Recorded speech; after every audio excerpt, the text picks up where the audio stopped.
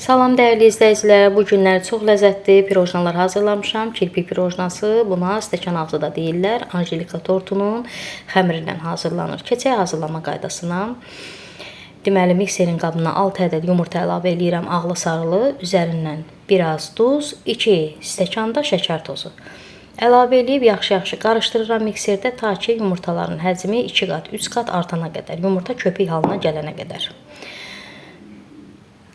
Daha sonra üzərindən 1 stəkan qatıq, qatığın da içərisinə 1 silə çay qaşığı çayın soda əlavə edirəm ki, qatığın içərisində soda sönsün və gördüyünüz kimi qatıq köpüklənir, daşmaq istəyir stəkandan hətta.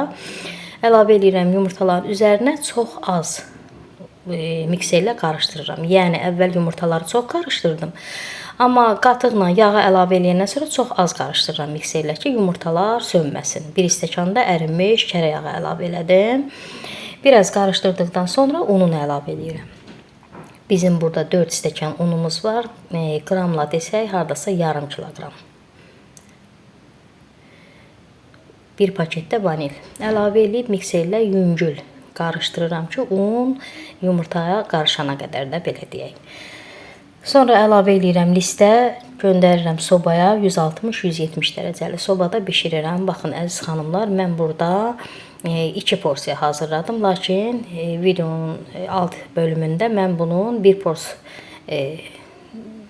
reseptini yazacağım. 1 pors pirojnanın reseptini mən 2 pors hazırlamışam. İkinci hissəni isə kakaolu hazırlayıram. Eyni qayda ilə hazırladım, lakin sonda una kakao qatdım. Kakaonu da elə qatdım ki, deməli 2 xörək qaşığı undan götürdüm, üzərinə 40 qram kakao əlavə elədim. Yəni 2 xörək qaşığı un götürüb 2 xörək qaşığı kakao əlavə eləmədim. Ona görə ki, kakao una baxanda kakaonun çəkisi çox yüngüldür. 2 xörək qaşığı unu götürəndən sonra 40 qram kakaonu əlavə elədim və əlimlə qarışdırdım. Burada sizə bildirim ki, əllə qarışdıranda daha gözəl alınır biskvit. İndi düzdür, mikserlə də qarışdırmaq olar, amma tərcih edirəm ki, əllə qarışdırasınız. O daha gözəl alınır o biskvitlər. Bunu da listə əlavə edib göndərirəm bişməyə. Biskvit bişənə qədər kremini hazırlayıram. Çox vaxt bu kirpi pirojnasının kremi ancaq qaynanmış, qatlaşdırılmış süd olur. Mən bu dəfə 100 qram yağ qatıram. 1 paketdə vanil. Mikserdən keçirdirəm, rəngi ağarana qədər yağın. Üzərinə də 2 ədəd qaynanmış, qatlaşdırılmış süd.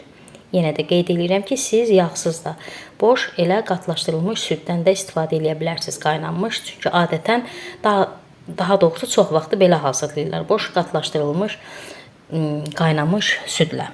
Mən yağ da qatdım 100 qram. Kremi hazır elədim. Biskvitləri sobadan çıxartdım. Biraz soğuyandan sonra gördüyünüz formada doğrayıram. Doğranması da sizin istəyinizdən asılıdır.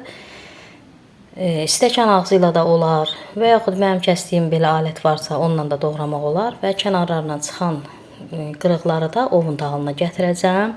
Əziz xanımlar, siz istəsəz ki, bu qədər itkiyə getməsin ovuntular, yəni balaca pirojnalar hazırlamayasınız, o zaman elə anjelika tortu kimi, yəni tort formasında hazırlayıb üzərini, kənarını ovuntu ilə də örtə bilərsiniz. Kənarından çıxan qırıntıları blenderdən keçirdim, ovuntu halına gətirdim. Eyni qayda ilə kakaonu da ayrı-ayrı qablara yığdım və pirojnaları kremləməyə keçirəm. Burada bizim biskvitlərimiz qəşəng biskvitlər alınıb, hündür alınıb. Ona görə mən deməli hər bir biskviti ki kəsmişəm, bu belə deyək, stəkan ağzı ilə kəsmişəm alətlə yumru. Həmən yumruları ikisini üst-üstə qoymuram. Yəni çox hündür olmasın, biskviti də çox qalın olmasın ki, adam yeyəndə yəni kremin dadını hiss eləsin. Ona görə mən biskvitin arasını açıram. Gördüyünüz formada. Baxın belə. Sonra içərisini kremləyirəm. Həm ağ biskviti, həm də kakaonu. Çünki bizim biskvitimiz qəşəng hündür biskvit alınıb. Kremləyirəm pirojnaları, əvvəlcə iç hissəsini kremləyirəm, daha sonra kənarlarını, sonda isə üst hissəsini kremləyirəm. Yəni belə daha rahatdır. Sonda üstünü kremləyirəm ki, yəni əlimiz çox batmasın kremə. Kremləyəndən sonra üzərini ovuntu ilə örtürəm. Əziz xanımlar, deməli ağ biskviti ağ ovuntularla örtürəm, kakaolu biskviti isə kakaolu ovuntularla örtürəm. İnanın çox gözəl, ləzzətli pirojnalar alındı. Mən bura kərə yağı qatmışam. Gözəl ətri gəlir, əsl qədimi Anjelika tortunun dadı. İndi xanımlarımız istəsə, məsəl üçün ora bir stəkan kərə yağı yox, duru yağ da əlavə eləyə bilərlər. Yəni zövqdən asılıdır da.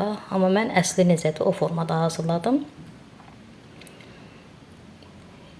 Siz də bu formada hazırlasanız inanıram ki, çox bəyənərsiniz.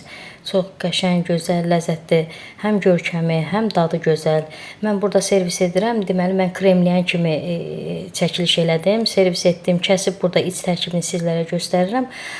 Yenə yumuşaqdır, amma inanın ki 2 saat, 3 saat, hətta bir gecə qalandan sonra pambıq kimi yumuşaq olur. Təsəvvür edin, adamın ağzında əriyir. O cür gözəl pirojnalar alınıb. Əziz xanımlar, əgər bəyəndinizsə abunə olub dəstək olmağı unutmayın. İzlədiyiniz üçün təşəkkürlər.